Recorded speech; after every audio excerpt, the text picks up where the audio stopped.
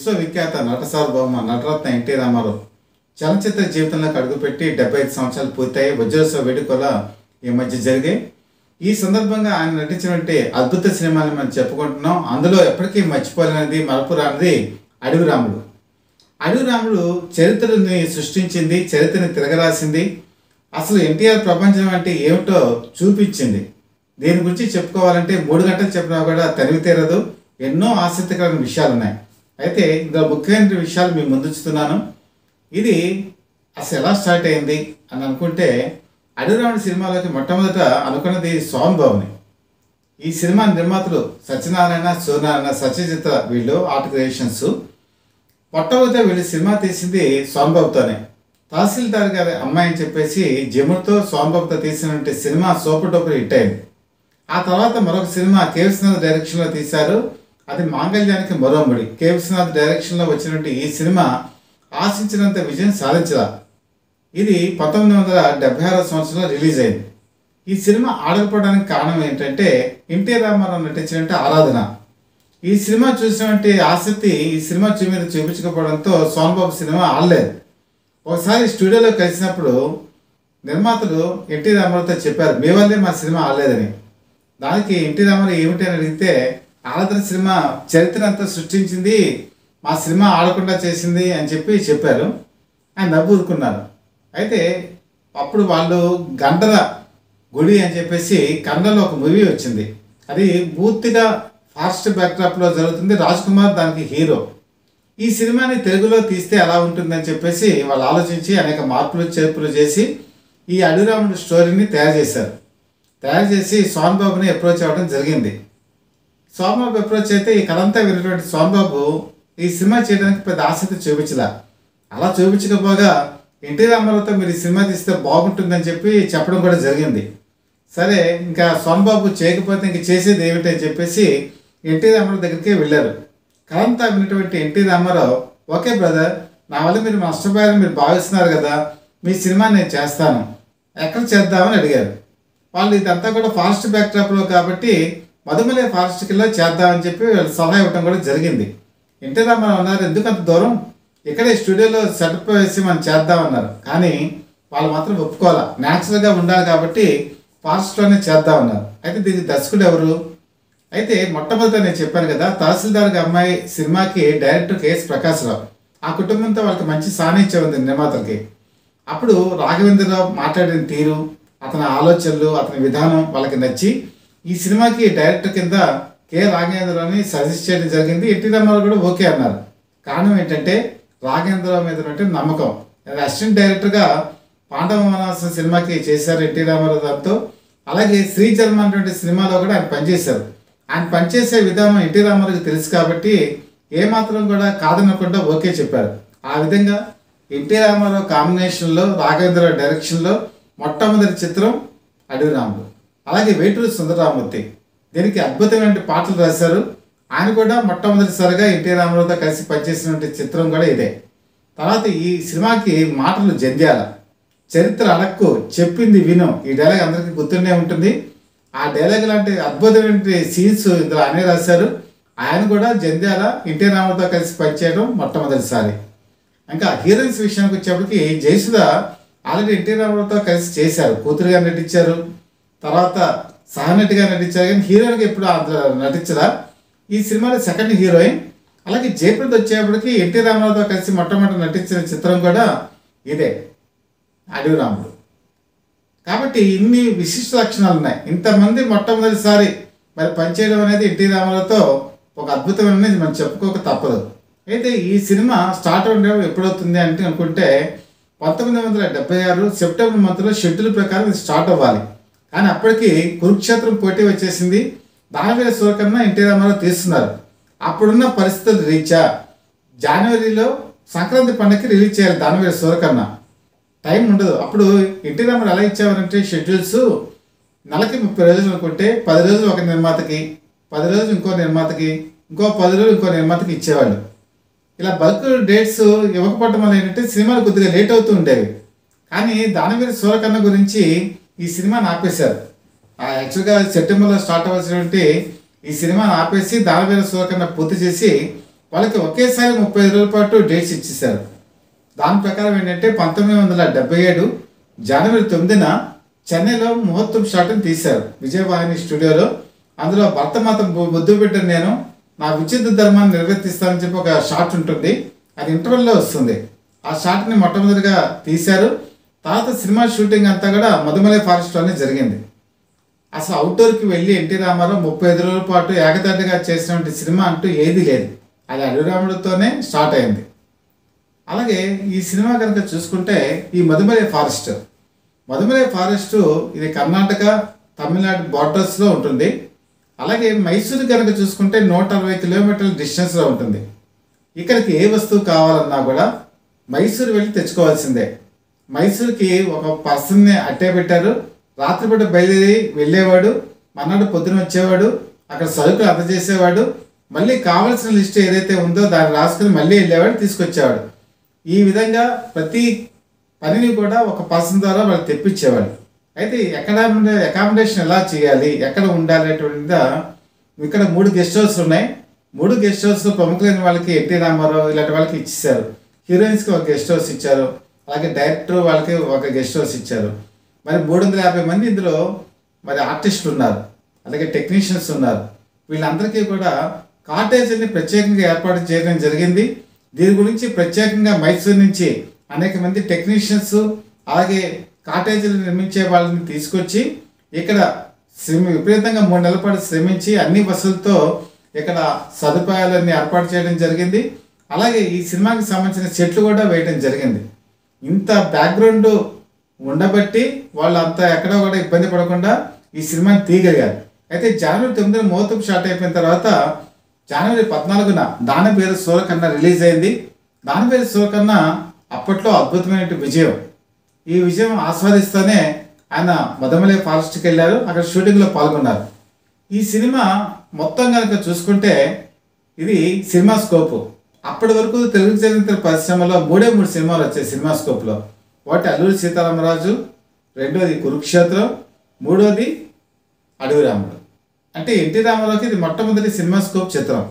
అయితే కెమెరా లెన్సులు ప్రత్యేకంగా 70mm లేకపోతే సినిమా స్కోప్ ఇలాగే డిఫరెంట్గా ఉండేవి. సినిమా స్కోప్ వాడికి ఇంకా ముంబై నుంచి తెచ్చుకునేవాళ్ళు. పాకీజా అనే సినిమా నుంచి లెన్సులు అరువు తీసుకొచ్చి మనకి అల్లూరి సీతారామరాజు తీయడం జరిగింది.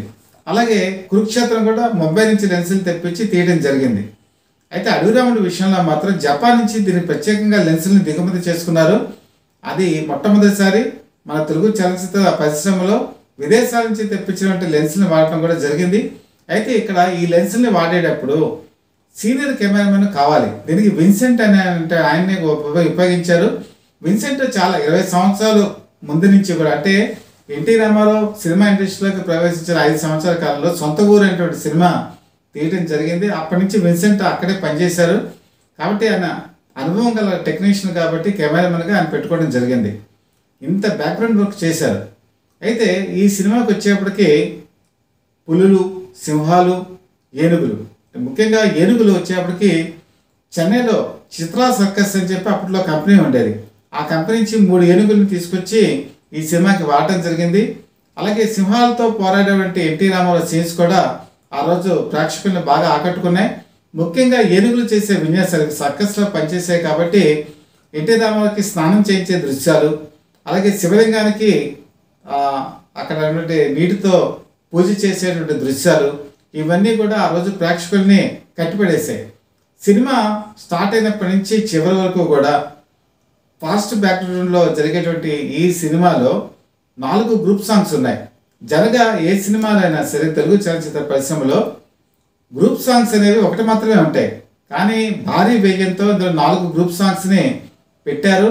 అక్కడ అన్ని సాంగ్స్ కూడా అద్భుతంగా తీయటం జరిగింది. ముఖ్యంగా ఇక్కడ వేటూరి సుందరరామూర్తిని పేర్కొనాలి.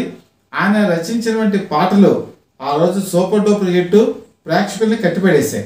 అడవి రాముడు సినిమా రిలీజ్ అయిన తర్వాత ఇది రికార్డులన్నీ కూడా తిరగదోడింది, రికార్డుని సృష్టించింది, ప్రపంచమే వచ్చింది. ఎన్టీ రామారావు వేవ్ అంటే ఇలా ఉంటుందా అని చెప్పేసి ప్రేక్షకుల్ని కట్టిపడేసింది. దానవీర సూరకన్న ఇది 1970లో జనవరి 14వ తేదీన రిలీజ్ అయినటువంటి ఈ సినిమా ₹1 కోటి కలెక్ట్ చేయడం జరిగింది. అంతకు ముందు కనుక చూసుకుంటే లవకుశ ఎన్టీఆర్ రామారావు కెరీర్లో ₹1,00,00,000 కలెక్ట్ చేసింది. తర్వాత దానివేద సూరకన్న, తర్వాత వచ్చేటప్పటికి మరి అడవి రాముడు అయితే 4 కోట్లు కలెక్ట్ చేయడం జరిగింది. ఇప్పుడు ఉన్నటువంటి రెవెన్యూ ప్రకారం చూసుకుంటే 250 కోట్లకు పైగానే ఉంటుంది. అంటే ఇప్పుడు ఉన్నటువంటి కరెన్సీ ప్రకారం కనుక చూసుకుంటే అది కూడా ఆంధ్రప్రదేశ్లో మాత్రమే, అది భారతదేశం అంతా కాదు. కాబట్టి రికార్డుల పరంగా చూసుకుంటే అత్యధికమైన కలెక్షన్స్ సాధించింది కూడా అడవి రాముడే. మరి ఇక్కడ ₹1,00,00,000 పాట అని కూడా అంటూ ఉంటారు. అంటే ఈ సినిమా ₹1,00,00,000 పైగా కలెక్ట్ చేయడానికి ఆరేసుకుందాం పారేసుకుందాం అనే పాట, ఆ పాట చాలా అద్భుతమైనటువంటి సాంగు. జయప్రదతో తీసినటువంటి ఈ సాంగ్ గురించి ప్రేక్షకులు తరలి వచ్చారు. ఈ పాట వచ్చేటప్పటికి ఆరేసుకోపోయి అనే పాటకి అందరూ కూడా కాయిన్స్ విసిరేసేవాళ్ళు. అప్పుడు ₹10 పావలా అంటేనే చాలా గొప్ప. అవన్నీ కూడా ఏం చేసేవాళ్ళంటే ఆ పాట అయిపోగానే ప్రొజెక్టర్ ఆపేసేవాళ్ళు. ఆపేసి అక్కడ కాయిన్స్ అందరినీ కూడా అక్కడ ఊడ్చేటువంటి వాళ్ళు, క్లీన్ స్వీప్ చేసేవాళ్ళు, తీసుకెళ్ళి కలెక్ట్ చేసుకున్న వాళ్ళు చాలామంది ట్యాక్సీలు కొనుక్కున్నారు, అలాగే చిన్న చిన్న ఇల్లు కట్టుకున్నారు. అంటే ఈనాటి తరం నమ్ముతారా అంటే చాలా ఆశ్చర్యకరం. అలాంటి సంఘటన అడవి రాముడి విషయంలోనే జరిగింది. ఇది ఒక ప్లేస్లో కాదు, ఆంధ్రప్రదేశ్లో ఎక్కడ రిలీజ్ అయితే ఆ థియేటర్లో ప్రతి ఒక్కరు కూడా కాసు వర్షం కురిపించేవాళ్ళు ఆ పాటకి. అయితే ఈ సినిమాకి వచ్చిన ఆదరణ, ఈ పాటకి వచ్చిన ఆదరణ చూసి నిర్మాతలు ఏం చేశారంటే మొత్తం సినిమా అంతా కంప్లీట్ అయిన తర్వాత ఈ పాటని మళ్ళీ ఒకసారి యాడ్ చేశారు. అంటే ఈ పాట 2 సార్లు వస్తుంది. అంటే మొట్టమొదటిసారి వచ్చే పాట కాకుండా క్లైమాక్స్ అయిపోయిన తర్వాత కూడా ఈ పాట వేయటంతో ప్రేక్షకులు మళ్ళీ మళ్ళీ మళ్ళీ వచ్చి చూసేవాళ్ళు. అలాగే ఈ సినిమాని 4 చోట్ల కనుక చూసుకుంటే సంవత్సరం పైగా ఆడింది మన ఆంధ్రప్రదేశ్లో. అది కూడా ఏకదాటిగా ఆడటం జరిగింది. ముఖ్యంగా కనకమహల్ నెల్లూరులో కనుక చూసుకుంటే ఈ సినిమాని 102 రోజుల పాటు 5 షోలు వేశారు. 5 షోలు కూడా 85 రోజుల పాటు ఫుల్స్ అయ్యాయి. కాబట్టి ఎన్టీ రామారావు స్టామినా అంటే ఏమిటో చరిత్ర చెప్పింది. అలాగే ప్రజల అభిమానాన్ని కూడా తెలియచెప్పింది కూడా అడవి రాముడే. అడవి రాముడు కనుక చూసుకుంటే ఈ సినిమా తర్వాత అక్టోబర్లో యమగోళ అనేటువంటి సినిమా రిలీజ్ అయింది. అది కూడా సూపర్ డూపర్ హిట్. ₹1,00,00,000 పైగా వసూలు చేసినటువంటి చిత్రం. మొత్తం ఈలో కనుక చూసుకుంటే ఒక ఊళ్ళో కనుక 3 థియేటర్లు ఉంటే ఒక థియేటర్లోనేమో దానవేద సూరకన్న, ఒక థియేటర్లోనేమో అడవి రాముడు, ఇంకో థియేటర్లో యమగోళ. ఇది పరిస్థితి. అంటే అన్ని థియేటర్లో కూడా ఎన్టీ రామారావు కనిపించేవాళ్ళు. అలాగే ఎన్టీ రామారావుకి అంతవరకు చాలా డల్గా సాగినటువంటి చలనచిత్ర జీవితం ఒక్కసారిగా ఊపందుకుంది కూడా ఈ సినిమాతోనే. అడవి రాముడు సినిమా తర్వాత ఎన్టీ రామారావు ఇంకా వెనక్కి తిరిగి చూడలేదు. అంతగా ఇది ప్రభావితం చేసింది. కమర్షియల్ ఎలిమెంట్స్ ఏముండాలి, ప్రేక్షకుల్ని ఏది కట్టిపడేస్తుంది అన్న సినిమా ఒక అడవి రాముడిలోనే చూపించడం జరుగుతుంది. అడవి రాముడి తర్వాత 1982 వరకు కూడా ఎన్టీ రామారావు మరో వెనక్కి తిరిగి చూడలా. ప్రేక్షకుల నాడి ఈయన పసిగట్టారు, వాళ్ళకి అనుకూలమైన రీతిలో ముందుకెళ్లారు, అన్ని సూపర్ డూపర్ హిట్స్ అందించారు. ఆయన తీసినటువంటి చిత్రాల ముందు మిగతా హీరోలు ఎవరు కూడా ప్రపంచాన్ని తట్టుకోలేపారు. సోన్ బాబు కానీ లేకపోతే నాగేశ్వరరావు కానీ, ఒక కృష్ణ మాత్రం కొంతవరకు తట్టుకొని నిలబడ్డారు. కొంతగా ధీటుగా సినిమాలు తీశారు. అయినా సరే ఎన్టీ రామారావే సూపర్ స్టార్ అనిపించుకున్నట్టు ఒక తొలి పునాది కూడా పడింది కూడా అడవి రాముడు సినిమా విషయంలోనే. అడవి రాముడు ఈ సినిమా కథ కనుక చూసుకుంటే ఆనాడు వచ్చినటువంటి రొటీన్ చిత్రాలకి భిన్నంగా ఉంటుంది. ఈ సినిమాలో కనుక చూసుకుంటే 2 కథానాయకులు, జయప్రద, జయసుధ. జయప్రద అంతకుముందు కేవలం 5-6 సినిమాల్లో మాత్రమే నటించింది. ఈ సినిమా సందర్భంగా ఆవిడకి వేరే షూటింగ్లు కూడా ఉన్నాయి. అయితే ఒకనొక సందర్భంలో ఆవిడ వెళ్ళవలసినటువంటి పరిస్థితుల్లో పాట చిత్రీకరణ జరగల. అదేంటంటే కోకిలమ్మ పెళ్లికి అనేటువంటి పాట. అయితే ఎన్టీ రామారావు మాత్రం ఏం చేశారంటే వాళ్ళకి కోఆపరేట్ చేశారు. ఒక నైట్ అంతా కూడా షెడ్యూల్లో వర్క్ చేసి ఆ పాటను కంప్లీట్ చేశారు. మీరు కనుక జాగ్రత్తగా కనుక ఈ సినిమా చూస్తే నైట్ ఎఫెక్ట్ లో కనిపిస్తుంది. అయితే ప్రేక్షకులు ఇది డిఫరెంట్ గా ఉందని చెప్పి అనుకున్నారే గానీ ఆ రోజు జయప్రదకి ఎన్టీ రామారావు కోఆపరేట్ చేసిన విషయం ఈనాటి ప్రేక్షకులకు ఎవరికి కూడా తెలియదు. అయితే ఈ సినిమాలో ప్రమాదాలు కూడా జరిగాయి. జయప్రద, జయసుధ వీళ్ళిద్దరూ కలిసి నటించినటువంటి ఈ సినిమాలో ఏనుగుల మీద నుంచొని కూర్చొని వెళ్లేటువంటి సన్నివేశం ఉంటుంది. అక్కడ నుండి ప్రజలు వచ్చి గట్టిగా అరిచేటువంటి సీను. నిజంగానే వాళ్ళు వచ్చి అరవటంతో ఏనుగులు బెదిరిపోయాయి, భయంతో అటు ఇటు పరుగులు తీసాయి. ఆ భయంతోనే పైన జయప్రద, జయసుధ కూడా కింద పడిపోయారు. ఒక ఏనుగైతే కాలు పైకెత్తింది, కొద్దిగా అయితే జయప్రద మీద వేసేదే. కానీ దేవుడు కాపాడాడు. ఆ ప్రమాదం నుంచి ఆవిడ బయటపడ్డారు. మరొక సీన్ కనుక చూసుకుంటే జయప్రద జయసుధ ఇద్దరు టాంగా మీద వెళ్లేటువంటి సన్నివేశం ఉంటుంది, చేజింగ్ సన్నివేశం. ఈ సన్నివేశంలో కూడా ప్రమాదవశాత్తు అక్కడ ఉంటే మరి ఆ బండి చక్రం ఊడిపోవడంతో వాళ్ళిద్దరు కూడా కింద పడిపోయారు. జయప్రదకి బాగా దెబ్బలు తగిలాయి. అసలు పక్కటెంపుకలు కూడా ఫ్రాక్చర్ అయ్యాయన్నట్టు అనుమానం కూడా వచ్చింది. కొద్ది కాలం పాటు బెడ్ రెస్ట్ కూడా తీసుకోవాల్సిన పరిస్థితి వచ్చింది. ఇది యాక్చువల్ గా జరిగినప్పుడు కె రాఘవేంద్ర ఒక డౌట్ వచ్చింది. అసలు ఈ సినిమాలో జయప్రదని జయసుధ క్యారెక్టర్ ఇచ్చి జయసుధకి అసలు మెయిన్ క్యారెక్టర్ ఇస్తే ఎలా ఉంటుందో కూడా భావించారు. ఆ మార్పు చేద్దామని కూడా అనుకున్నారు. కానీ జయసుధ మాత్రం వారించారు, వద్దు నేను ఈ క్యారెక్టర్ నే వేస్తాను, ఎందుకంటే గ్లామరస్ క్యారెక్టర్ కి జయప్రదే బాగుంటుందని సలహా ఇవ్వడంతో జయప్రదని ఈ సినిమాలో హీరోయిన్ గా కంటిన్యూ చేశారు. ఆ విధంగా జయసుధ తన ఔన్నత్యాన్ని కూడా చాటుకోవడం కూడా జరిగింది. ఈ సినిమా గనక చూసుకుంటే జయసుధ ఒక టాప్ స్టార్ కి వెళ్ళటానికి ఇందులో ఈ సినిమా కూడా బాగా ఉపయోగపడింది. ఇందులో ఒక పాజిటివ్ క్యారెక్టర్ గా మారేటువంటి సన్నివేశం కూడా ఉంటుంది. ఆ క్యారెక్టర్ ని శ్రీధర్ నిర్వహించారు. మొట్టమొదటి నెగటివ్ గా కనిపించి విలన్ గా కనిపించే శ్రీధర్ ని చివరిలో ఎన్టీ రామారావు కాపాడతారు. అతనిలో పరివర్తన వస్తుంది. అంటే శ్రీధర్ తో కూడా ఎన్టీ రామారావుకి మంచి బంధం ఉంది. ఎందుకంటే శ్రీరామ పట్టాభిషేకం సినిమాలో అతను గూడు కింద యాక్ట్ చేశాడు. ఆ అభిమానంతోనే ఈ సినిమాలో కూడా అతనికి అవకాశం ఇవ్వడం జరిగింది. ఈ విధంగా శ్రీధర్కి ఆయన డ్రైవర్ రాముడు సినిమాలో కూడా ఆ అవకాశం ఇచ్చారు. ముఖ్యంగా చూసుకుంటే ఎన్టీ రామారావు పేరు రాముడు, శభాష్ రాముడు తీసుకున్నా, లేకపోతే అడవి రాముడు తీసుకున్నా, ఛాలెంజ్ రాముడు, సర్కస్ రాముడు, ఇలా రాముడి పేరుతో ఆయన ఎన్ని సినిమాలు తీసినా కూడా అవి సూపర్ డూపర్ హిట్ అయ్యాయి. ముఖ్యంగా రాముని మించిన రాముడు ఈ సినిమా కూడా మంచి హిట్. అలాగే ఆ సెంటిమెంట్ ని అడవి రాముడు కూడా కాపాడింది. అలాగే రాఘవేంద్ర విషయంలోకి వచ్చేప్పటికి రాఘవేంద్ర ఎన్టీ రామారావుతో కలిసి 12 సినిమాలు తీశారు. 12 సినిమాలో 10 సినిమాలు సూపర్ డూపర్ హిట్. అది అడవి రాముడితోనే స్టార్ట్ అయింది. అలాగే ఎన్టీ రామారావు తీసినటువంటి మేజర్ చంద్రకాంత్, అది ఎన్టీ రామారావుకి చివరి చిత్రం. ఆ చివరి చిత్రాన్ని డైరెక్ట్ చేసినటువంటి ఖ్యాతి కూడా రాఘవేంద్రరావుకే దక్కుతుంది. ఈ సినిమా రిలీజ్ అయిన తర్వాత రాఘవేంద్రరావు స్థాయి ఎక్కడికో వెళ్ళిపోయింది. అంతవరకు ఉన్నటువంటి అనేక మంది హీరోలు రాఘవేంద్రరావుతో సినిమాలు తీయడానికి ముందుకొచ్చారు. దానికి పునాది పడింది కూడా అడవి రాముడే. ఇలా అడవి రాముడు అనేక రకమైన చరిత్రతో ముందుకు సాగింది. అసలు ఎన్టీ రామారావు అప్పటికి 56 ఏళ్లు దాటిపోయినటువంటి ఆయన అలాంటి క్యారెక్టర్ని చేయటం, తన స్థాయిని మించినటువంటి నటన ప్రదర్శించడం, యంగ్ హీరోలకి తగ్గకుండా వెళ్ళటం, అలాగే పాటల్లో తన ప్రతిభను చూపించడం. అలాగే ఇందులో గనక చూసుకుంటే ఒక మారువేషం కూడా ఉంటుంది. ఆ మారువేషం సులేమనియా. లాస్ట్ లో క్లైమాక్స్ లో వచ్చే ఈ పాటలో కూడా ఖాళీ ఖాళీ ఖాళీ అని చెప్పి ఏనుగుని పరిచయంటే ఒక సన్నివేశం ఉంటుంది. ఏనుగుల గుంపు వస్తున్నప్పుడు థియేటర్లో జనాలు కేరింతలు కొట్టేవాళ్ళు. బహుశా ఆ రోజుల్లో సినిమా చూసిన వాళ్ళకి అది తెలుస్తుంది. క్లైమాక్స్ కూడా ఎన్టీ రామారావు చేసినట్టు ఫైట్స్ ప్రజల్ని బాగా ఆకట్టుకున్నాయి. అలాగే సత్యనారాయణ, ఇందులో కూడా ప్రధానంగా చెప్పుకోవాల్సింది సత్యనారాయణ, అలాగే నాగభూషణం, వీళ్ళిద్దరూ కూడా తమ ప్రతిభతో ముందుకి సినిమాని తీసుకెళ్లారు. అలాగే వాళ్ళు చేసినటువంటి కామెడీ ఆ రోజుల్లో బాగా పేలింది. ఆ డైలాగ్స్ కూడా రికార్డుల రూపంలో వచ్చేయి. అందరూ కూడా ఇంట్లో పెట్టుకుని ఆ డైలాగ్స్ వినేవాళ్ళు. ఆ విధంగా దానవీర సూరకన్న తర్వాత రికార్డ్స్ డైలాగ్స్ కూడా అద్భుత స్థాయిలో వెళ్ళింది తెలుగు ఇండస్ట్రీలో కూడా అడవి రాముడు అని చెప్పుకోక తప్పదు. కాబట్టి ఈ రోజు అన్న నందమూరి తారక రామారావు గారి గురించి చెప్పుకోవాలంటే ఎన్నో విషయాలు ఉన్నాయి. కానీ సమయాభావం వల్ల కొన్ని విషయాలు మాత్రమే మీకు దృష్టికి తీసుకురావడం జరుగుతుంది.